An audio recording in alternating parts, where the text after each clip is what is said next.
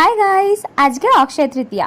তো আজকের দিনে ভাবলাম ট্র্যাডিশনাল কিছু ট্রাই করি, কিন্তু নতুন কিছু জামা কাপড় খুঁজে না পেয়ে পুরনোই একটা ইন্দো ওয়েস্টার্ন স্টাইলের ড্রেস বার করলাম। ভাবছো এটা কি কমপ্লিট হলো ইন্দো ওয়েস্টার্ন স্টাইল? না, এই জ্যাকেটটা না থাকলে এই ড্রেসটা কমপ্লিটই হয় না। এটা একটা 3 পিস সেট, আর তার সাথে একটা প্লাজো, একটা ব্লাউজ, আর তার সাথে এই জ্যাকেটটাই হলো এর আসল সৌন্দর্য। আর এটাকে একটু ছোট্ট করে পিন করে নিলাম, না হলে এটা ঠিক ভালো লাগছিল না।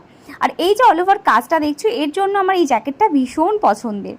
চট করে মেকআপটাও সেরে ফেললাম, আর চুলটা দেখো কিচ্ছু করিনি, দুদিকে শুধু একটু চুল নিয়ে পিন করে নিয়েছি, ব্যাস। আর এই ইয়াররিংসগুলো দেখো এর সাথে কি ভালো যাচ্ছে, তোমরা কমেন্টে জানিও, না হলে চেঞ্জ করে নেবো নেক্সট বার।